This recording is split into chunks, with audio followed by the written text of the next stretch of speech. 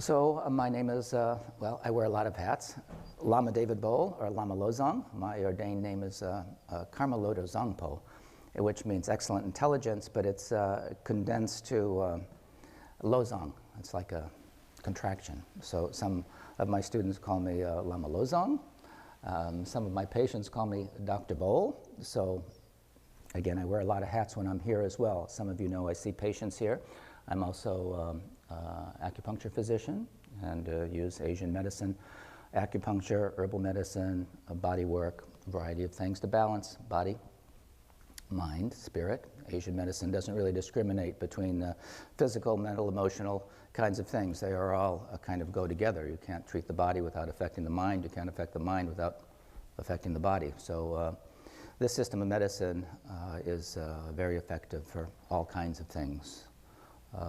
Particularly the kinds of degenerative things, migraines, arthritis. You know, many of you have had some experience with acupuncture and herbs and know its value. It's a very powerful tool. Part of what I do besides the healing work is, which is also healing work, Dharma studies. I'm a fully ordained monk in the Karma Kagyu tradition of Tibetan Buddhism, and you know, my teacher, Kimbo Kartar Rinpoche, was the abbot of a monastery in near Woodstock, New York, in the mountains of the Catskills, was my retreat master. And after finishing 3.5 years of retreat, he said, go and, you know, teach. So I'm on a mission. So I think more than ever, you know, this time is very anxiety provoking with health, with the finances, you know, the economy and wars and all kinds of things. It's a stressful time, and people are looking for peace of mind. I think the most important thing that we could have is peace of mind. So what is it that we can do to achieve this kind of state of peace in our lives? And one of the things that the Buddha taught 2,500 years ago is meditation. And we could really sum up all of the Buddhist teachings very simply in a nutshell: to cultivate virtuous activity, and to refrain from doing negative actions, and to tame our mind. And meditation is a part of that. Tame the mind. Right livelihood is about you know, positive action in the world, and to do no harm, you know, both to ourselves and others. And although that sounds simple in practicality, you know, not to lie, not to steal, not to kill, not to engage in negative actions and to use intoxicants that just really distort our mind and lead to all other kinds of things, are the lay vows that a person can take in the Buddhist tradition. A monk has more vows than that, but the idea here, it's not a limitation, it's a way of progressing along the path gracefully and without too many obstacles and dead ends. So I feel very happy and privileged to have the teachers that I've had, and to have taken full ordination as a Tibetan Buddhist monk in the Kagyu tradition. So there are 4 lineages in the Buddhist tradition: the Nyingma tradition, which is the oldest of the traditions; the Gelug tradition of the Dalai Lamas. You probably have heard of His Holiness the Dalai Lama. He's the head of the Gelug tradition. Excuse me.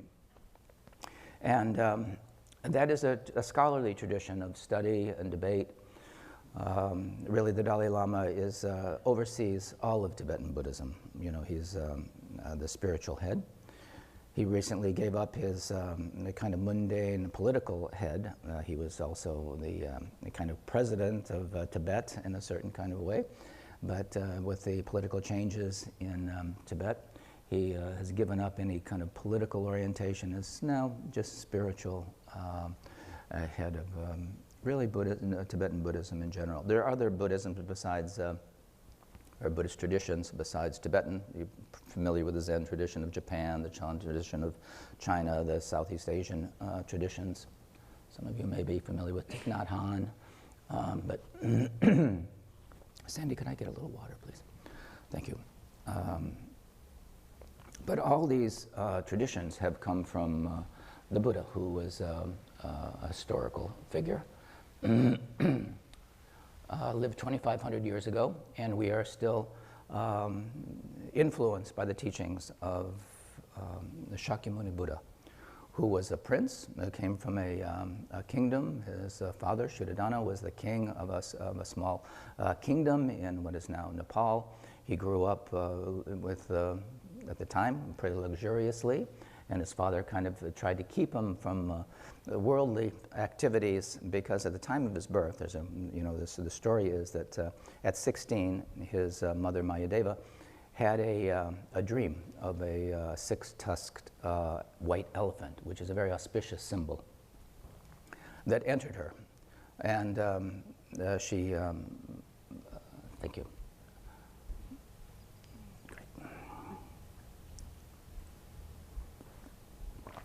And she was pregnant. She, at the time when what was to be the Buddha was to be born, she went on retreat, was in isolation. She gave birth to this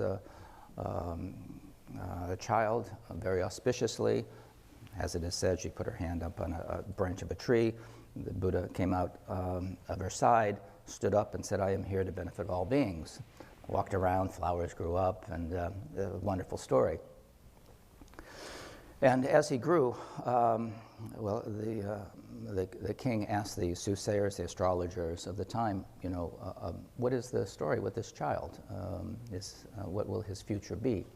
And they said he would be a very auspicious world leader, or he would be the leader and affect many people as a spiritual guru. So the king wanted him to be to take over his kingdom, the palace, and all of the responsibilities that go with that. And he was being groomed for that, was very intelligent.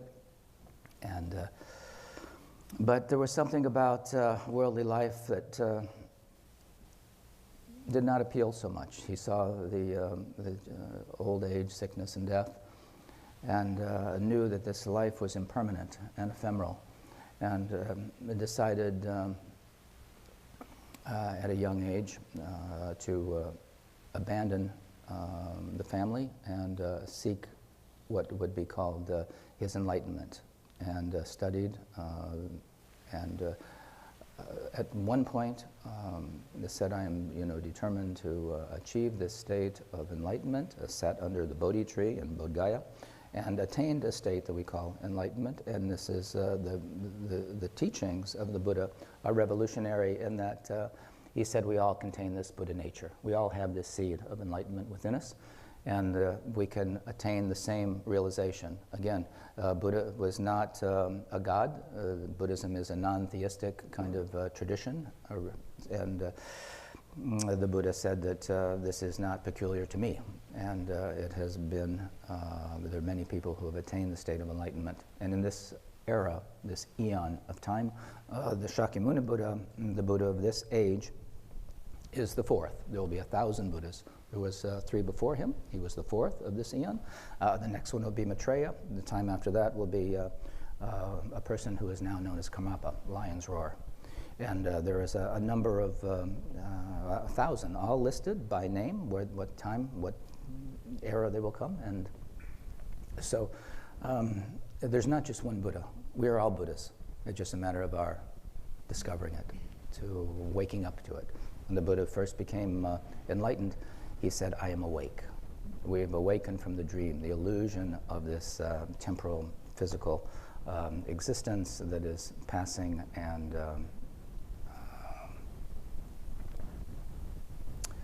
so all of the teachings can be really summarized, like I say, to cultivate the virtue, to avoid doing harm, and to tame the mind. So we're going to do some meditation along the way. How many of you have had some experience with meditation? Raise your hand, please. And how many are you new to meditation, have no experience? Okay, great. There's a book called Zen Mind, Beginner Mind, which is a thing for all of us to remember that, but the meditation is always fresh. It's like you can't step in the same stream twice. The things are always moving along. So in terms of meditation, one rests, the mind in its natural state, without expectation, without any kind of anticipation, and just like letting the sediment fall in a glass of water, the natural clarity of the mind becomes manifest. So meditation is a way of beginning to still, quiet the mind. Its intention is to achieve its natural mind, which we have, but because of all of our thinking and planning and decision making and reflecting on the past, projecting into the future, rarely are we in this moment with this tranquility or peace. And meditation is about really understanding the nature of the mind. The word gom, G-O-M, is the Tibetan word for meditation, and it means becoming familiar with. So what we're becoming familiar with is our own mind. And that requires a little practice, just like any other skill. If you want to be a surgeon, it requires some training. If you want to become a world-class athlete, it requires some training. If you want to be a concert pianist, it requires some training. If you want to know your mind, it requires some training. So again, the idea here is that we all, I think, whatever it is we do, is to try to be happy and to try to achieve some peace of mind. And the meditation and the teachings of the Buddha really are to avoid suffering and to be happy. That's repeatedly, there are bodhisattvas who come to help us achieve that. So from the time of the Buddha, in an unbroken chain, these lineages have prospered, and from teacher to student, from the time of the Buddha to this present time, these pure lineages, as I was mentioning, just like the light, there's a line, electricity that goes to the light that allows it to come on when you flip the switch. In a similar way, lineage, which comes from that same root word line, there's an unbroken line that can turn on the light of your understanding. So this lineage that I'm associated with, the Karmakaju tradition, whose leader is the Karmapa, who is living in India. He escaped from Tibet, which is, as you know, is under his practices were being suppressed by the Chinese invasion. So he's living in India now. He has come to the United States, and KTD, Karmatriyana Dharma Chakra, this monastery that I mentioned in the Catskills near Woodstock, is his North American home, and we'll hear more about the Karmapa as the days go on and his kind of activity begins to flourish more and more. So I was talking about the four schools, the Nyingma school, the Karmakaju school, or the Kagyu school, the Gelug school of the Dalai Lamas, and the Shakya, four schools. We talk about it's interesting to know that, reincarnation and karma, these kinds of things that we hear about are very important tenets in the Buddhist tradition. And the 14th Dalai Lama, you will hear, when you see his title, it'll say 14th Dalai Lama. That means he has been reincarnated 14 times. The first of these reincarnated tulkus was actually the Karmapa, and he is the 17th Karmapa in this tradition. And for the Karmapa, for example, 17 times before he passes away, he writes down where he'll be found, the name of his parents, the name of his the valley where he'll be, or all the information that's needed for his senior students to go and get him. And if you've seen Kundun, or there's been a number of different movies that kind of portray this. So if anyone has any doubt about reincarnation, this is pretty clearly an indication that these enlightened masters can tell you, they know the future, they know the past. It's hard to wrap our head around omniscience, but omniscience, they know past, present, and future. So they can write down, yes, I know who my parents will be, I know when I'll be born next, I know all those things, so here it is.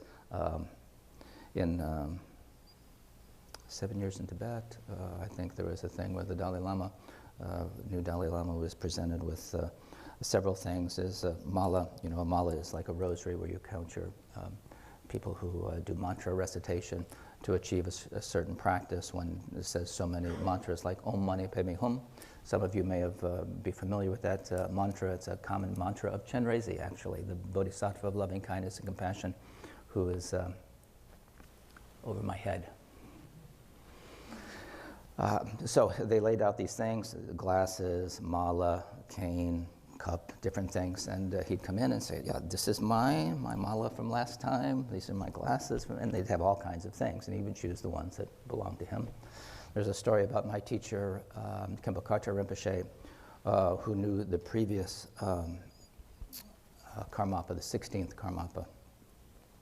And when he went to visit the new incarnation, the 17th Karmapa at the time of his induction, ordination, an interview with him. And as soon as the Karmapa saw the Khenpo Karthar Rinpoche, he called him by a very special name that the 16th Karmapa would always call him, that no one else knew. This was kind of a special thing. So that was a corroboration to Khenpo Rinpoche that indeed this is my teacher returned, and he immediately broke into tears. It brings tears to my eyes to think about that, but it is a very special bond that a teacher has with their student, and the student has with their teacher in that way. So he is the 17th Karmapa, his activity has begun. He's very much interested in the environment. And as a younger person, he's relates to he's on a computer and he's Facebook and all these kinds of things, which is pretty far out. So anyway, we'll have some opportunity. Any question about anything so far? We really will have an opportunity to talk, hopefully answer all of your questions about Buddhism if it's new to you, or meditation if it's new to you. But by the time you leave, hopefully you'll have an understanding and an ability to rest the mind and be able to do some level of meditation. Again, there's a little learning curve that goes with that, and people say, oh, I can't meditate, my mind is too restless, or I don't have the time. But if you have a body, if you have a mind, and if you can breathe, you can meditate. So, did you have a question? I was curious, you said earlier there were thousands Buddhists? that have been named, and it's the 14th Dalai Lama and the 17th. Are those? The 14th Dalai Lama and the 17th Karmapa are current incarnations of this manifestation of Chenrezig, like a ray of his energy. But they are not the Buddhas. The Karmapa actually will be the 6th Buddha in this chain. So they come back. Bodhisattva, the enlightened mind of the Bodhisattva is about one thing and one thing only. It's about removing suffering and helping people achieve peace of mind and realization. So everything they do, their skillful actions in the world, are about waking us up. And they return repeatedly with that intention. They've made aspirations from beginningless time to be of benefit to people. And that aspiration has become made manifest, in this particular physical body. They don't look like that, Chenrezig necessarily, but their activity is like that, and they have that, that quality. Sure. So the people that are around them, like the parents of the newly born, how do they know? The parents don't often. They know when the team comes to retrieve him, and it's usually quite a blessing. The people of Tibet are so devotional. I mean, doing prostrations around rocky places, around stupas, which represent the mind of the Buddha, these large kind of statue kind of things. They are very devoted. And for someone to come and say, your son is the Dalai Lama or the Karmapa, is like, wow, you couldn't expect anything more wonderful than that if you're a Buddhist practitioner. So, and they give him up, to be taught and to continue his studies. So that's how it works. The student finds the incarnation. They educate him, although usually, even at a young age, they're educating their students once again. And then that goes. They get older, and the students pass away, and the cycle just keeps going like that. So let's sit for a little bit. Sit comfortably, spine straight. The Buddha's first instruction about meditation is to sit comfortably. Usually, cross-legged, whether it's in full lotus or a Vajra position, or one leg in front of the other in what's called tailor posture, or sitting in a chair. You're meditating with your mind. I suggest when you meditate at home that you not lay down, because the obvious will happen. Most of us are pretty sleep deprived, and if you lay down and close your eyes, the next thing you know, you're going to be out. So meditation is not sleeping. It is actually an active process. We want to establish the nature of the mind is clear and aware. We have this awareness constantly, but usually we fill it with all kinds of thoughts, feelings, emotions. But by itself, it is just clear awareness. So we're kind of getting back to that pure state, but that is not, doesn't happen quite so readily. It requires, as I said, there's a little learning curve that goes with that to begin to train the mind. So sit comfortably, spine straight.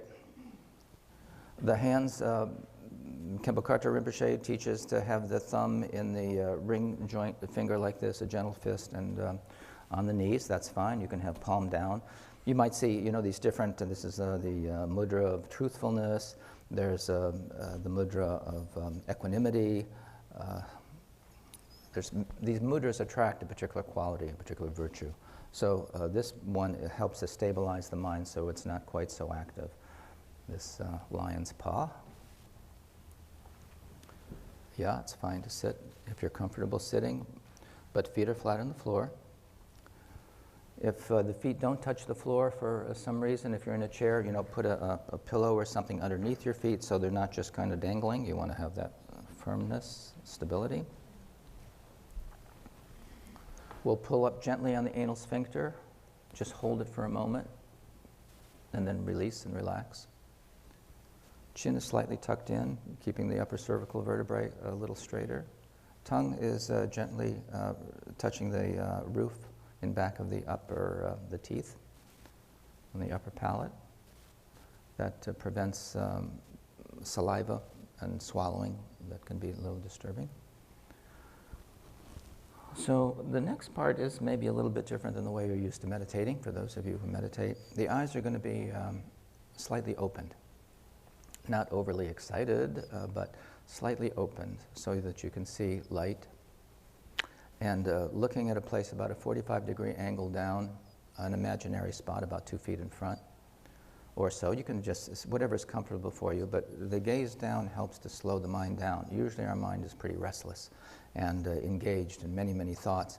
Lowering the gaze softens that mind activity. Eyes unfocused and relaxed.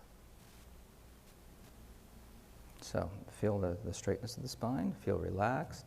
Relax the belly, relax the breathing. Head's on straight again, but the eyes are just cast down. So we want to, as if you're being suspended from the heavens by a string. Everything is just straight, spine straight.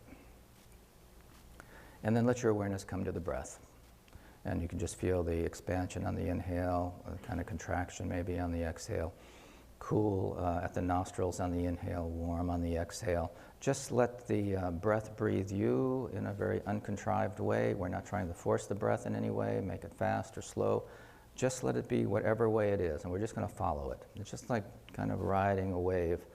Again, I'm from Florida, and you can just kind of imagine being on a warm sea, just rising and falling with the breath, gently like floating on a warm sea.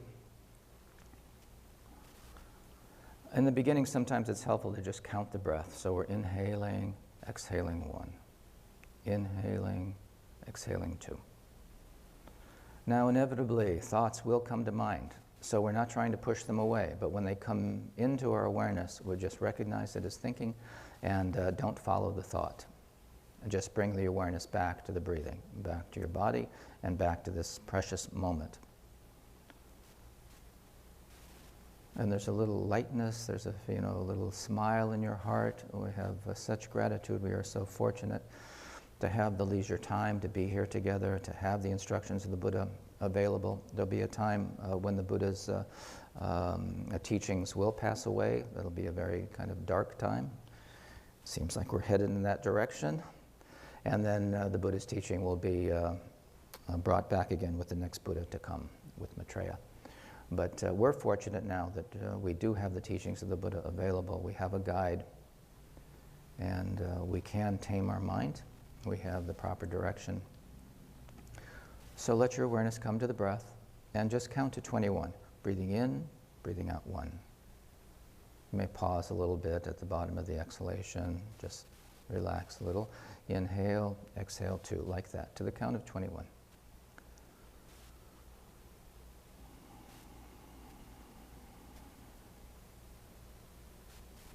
And imagine the mind spacious, expansive, like the sky itself, and any little thought or feeling like a cloud in that great expanse having its moment of arising and just dissolving back into emptiness. The thought itself is self-liberating. That means that if you don't follow it, if you don't give it any energy, it'll just naturally dissolve like a cloud dissolving in a spacious sky.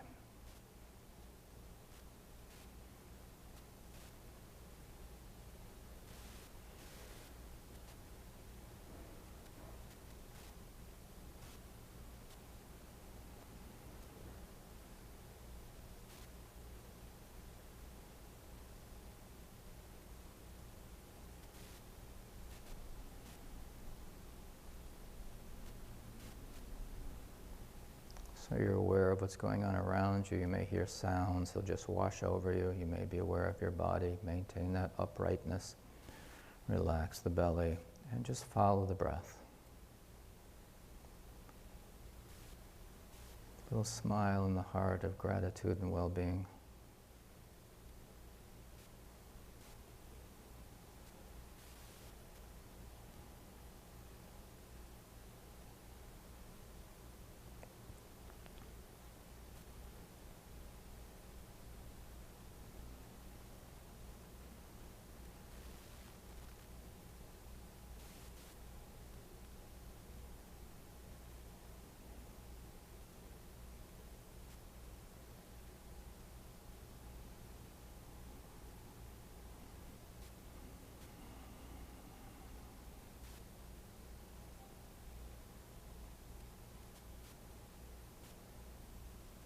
And let the breath be just natural and relaxed.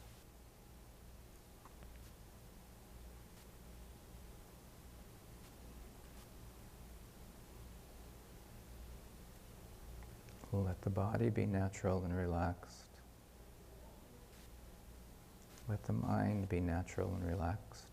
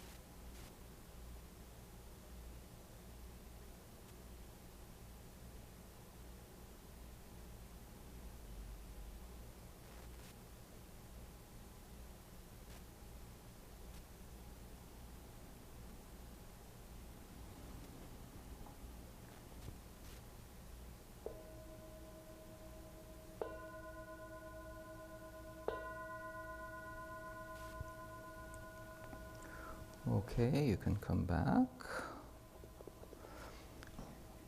So that introduction, that was somewhere around 21 breaths, I would imagine. And how was that for you? Can anyone comment on able to do it okay? Any problem? Was your mind kind of taking you away from time to time? Were you able to actually get from 1 to 21 breaths and stay plugged in? How'd it go? Give me your feedback, please. The eyes open was tricky. Yeah, the eyes open is different. I'm going to encourage you to practice with that. The problem when we close our eyes and we have that blank screen, actually, can be more kind of movies going on there. When we have the eyes open, it kind of stops that a little bit. And there's more possibility of falling asleep too. The head starts to nod. And so having the eyes open, and as you progress along the path, there's other reasons for that as well. So it may be different, but like I was saying, it's kind of a learning curve to seeing how that is with the eyes open. Next time we do it, you may find that it's a little easier. So your eyes just naturally wanted to close. Is that what was happening? Yeah. Okay. So that's, anyone else? Please, I'd like the feedback. No, sometimes when I meditate, my expectation is that it'll be this really like serene and peaceful experience. And sometimes when I sit down, it is like I'm very much a to-do list person, and so I feel like my to-do list. You are not alone in that, I will tell you. Right? Mm-hmm. And so it just seems like, oh, now you're quiet. Here we go. Yeah. These are all the things that would be really great for you to do. That's right. And then I find that I'm like, I'm out of my meditation. I'm just like, yeah, that's right. But I'm still like, visually, I'm still there, but it's just like my mind is on my to-do list.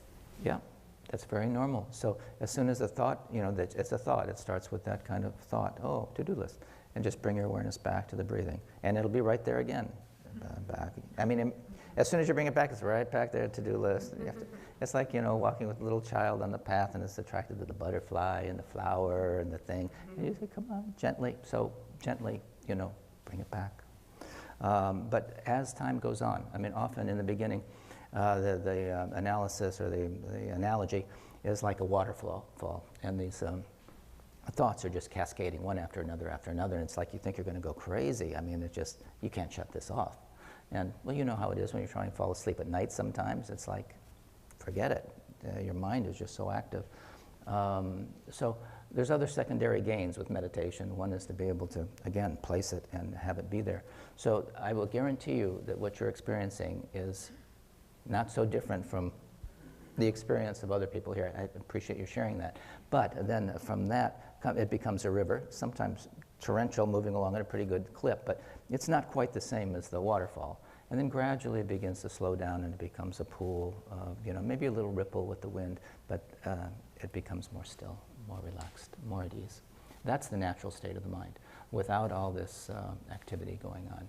But we're used to that. We never really look at it, and see just, wow, that's really a lot of stuff going on in there. So continually, it requires practice. So I'm going to suggest that you do it every day, even if it's for 21 breaths. But as you become a little bit more adept, you can go a little bit longer. And the counting is just like a little method. It's a little trick to have the mind focused a little bit more, something to attend to. Then gradually we're going to it's like training wheels when we're riding a bike. It keeps us on track. But gradually we take off the training wheels. Gradually we'll take off the counting, and you'll just rest the mind in its natural state, which is clear awareness without distraction. But that doesn't happen right off. So this is the beginning. It's called shamatara tranquility meditation. And we're beginning to just slow that process down a little bit. To rest the mind in the state for an extended period of time requires practice. But that's real wisdom begins to manifest. You really have a certain experiences at that point. But don't look for experience. Don't have any anticipation. Oh, this is a good meditation, or judge. We're judging all the time, everything. This is good, this is bad. Oh, I didn't like that sound, it was a little tinny. Or, oh, wow, that was really great sound. We just don't hear sound without judging it. We do that all the time. Yes, was there another question? Yes, please. I was just going to say, normally I can relate to that. My mind is just We all can. 1,000 miles an hour. But today, I was either asleep with my eyes open slightly or in a deep meditation state because it was so peaceful. And I don't know, is it possible that I fell asleep with my eyes open? It is possible. You can go into a little stupor. And that's not meditation, but it could also be, and you would know the difference. You would have the awareness of being present with the breath. Did you keep count of the breath? No. You were asleep. That's the difference. That is a big obstacle. That is a big obstacle. My set off and everybody else. Yeah, thank you for asking the question, because that is a big hindrance. You know, am I doing it right? And we do that all the time. Well, you know, I'm not sure, or I can't do this, and that is a big obstacle, the doubt. So understand that when you do it, you have the intention to follow the breath. If thoughts come, you recognize the thought, and the doubt is, as I said, is an obstacle. And there's a certain vajra.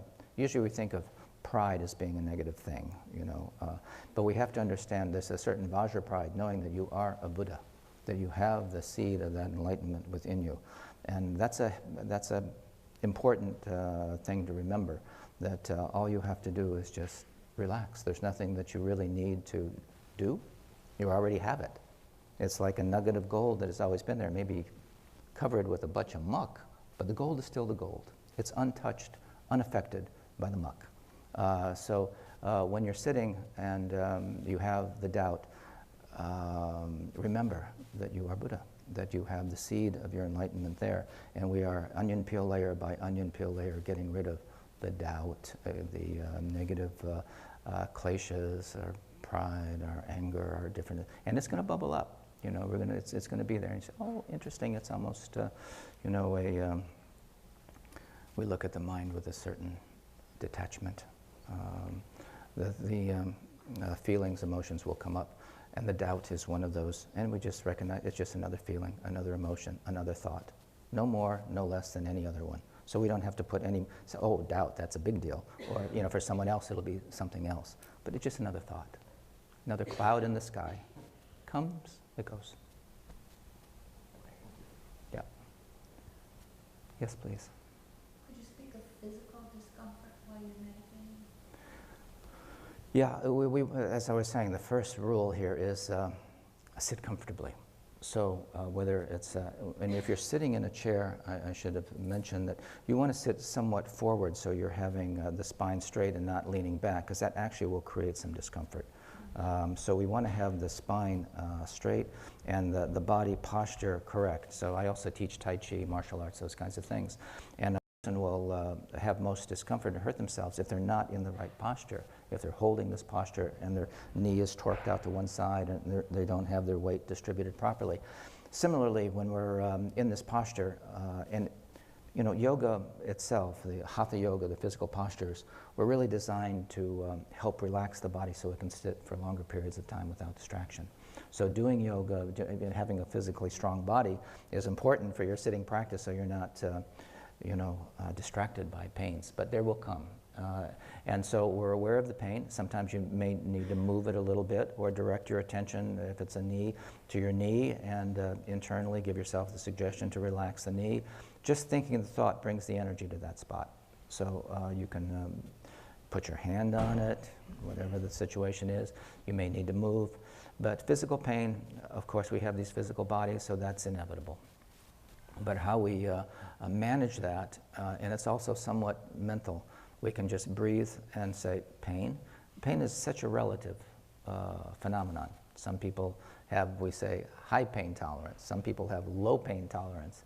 But pain is generally experienced in the mind in that way. So how we manage that is going to be very interesting. Some people, if you need to get up and move, that's fine. If you need to rub it a little bit, that's fine. What was your experience with the pain? Was it distracting to you? It's kind of a muscular thing in the back. Mm-hmm. Were you leaning back or were you sitting forward? Sitting forward. Okay, maintain that. And you may be, just like meditation is developing mental muscle, we also have to get familiar with the physical posture. So it may take a little time, and I encourage you to stretch a little bit beforehand. We may, you know, it doesn't take a lot to just to kind of get things, you know, loosened up a little bit and take care of your body.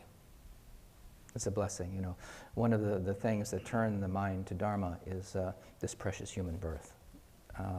Not everyone has this birth, these bodies, this mind that has all the causes and conditions to be able to do the meditation and recognize the nature of mind. So we have to think about this as a great blessing. So preserving the body, working with the body, the mind, the spirit, and maximizing this. Life is short. You know, we know, none of us know how long we have here. So that's, the Buddha taught 4 thoughts that turn the mind to Dharma. The first being this precious human birth, to have the causes and conditions, the leisure time actually to practice. You may not think you have leisure time, but you do. I mean, the time that you spend on the computer or watching TV, or if you put 10, 15 minutes into meditation, you'd have something lasting that would be of true benefit to you. So people say, I don't have enough time. I don't really buy it. Even 5 minutes is a start. And to set up a little shrine or altar or sacred space in your room would be great.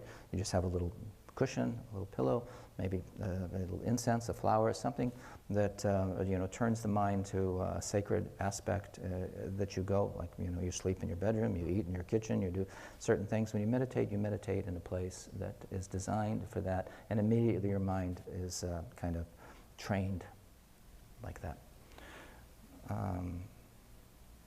Yes? What about music? I suggest you not. Because the mind, being as facile as it is, it'll go with the music, it'll be waiting for the next note, or then it'll stop and then you're someplace else, or it'll remind you of something else. The less stimulation in that regard, the better.